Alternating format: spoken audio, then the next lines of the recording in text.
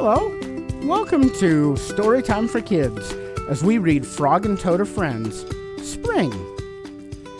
You can find all of our stories online at storytime.cool.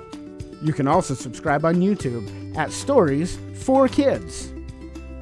Now let's begin reading Frog and Toad Are Friends, Spring. Frog ran up the path to Toad's house. He knocked on the front door, but there was no answer. "Toad! Toad!" shouted Frog. "Wake up! It's spring!" "Blah," said a voice from inside the house. "Toad! Toad!" cried Frog. "The sun is shining. The snow is melting. Wake up!" "I'm not here," said the voice. Frog walked into the house. It was dark, and all the shutters were closed. "Toad! Toad, where are you?" called Frog. "Go away," said the voice from the corner of the room. Toad was lying in bed. He had pulled all the covers over his head.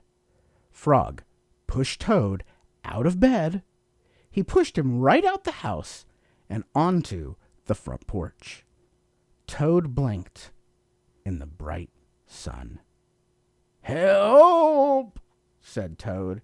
"I can't see anything." "Don't be silly," said Frog. "What you see is the clear, warm light of April, and it means that we can begin a whole new year together, Toad." "Think of it," said Frog.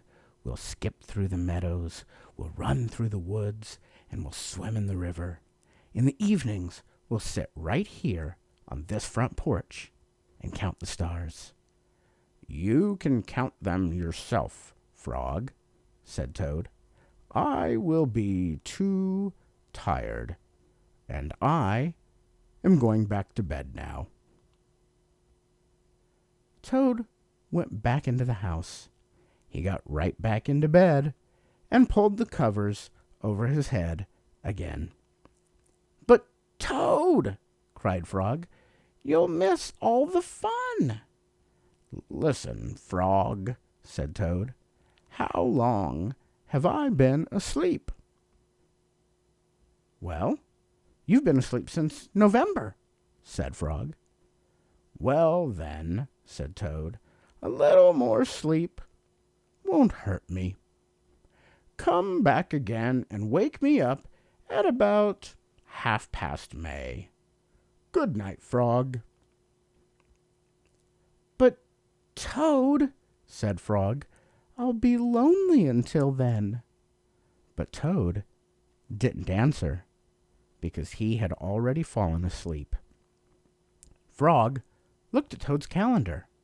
The November page was still on top, so Frog tore off the November page.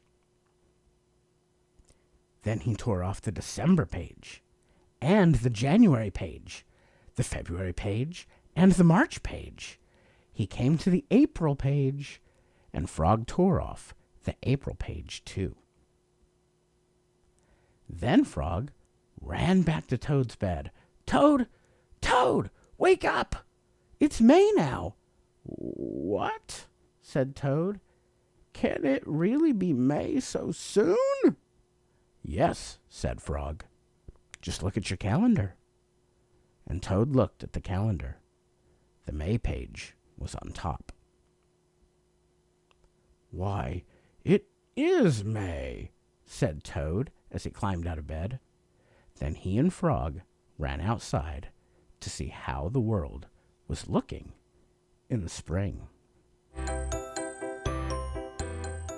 That's Frog and Toad, our friends, the story of spring. Thanks for watching. As always, you can see us online, storytime.cool, and subscribe on YouTube at Stories for Kids. We'll see you next time. Have a great day.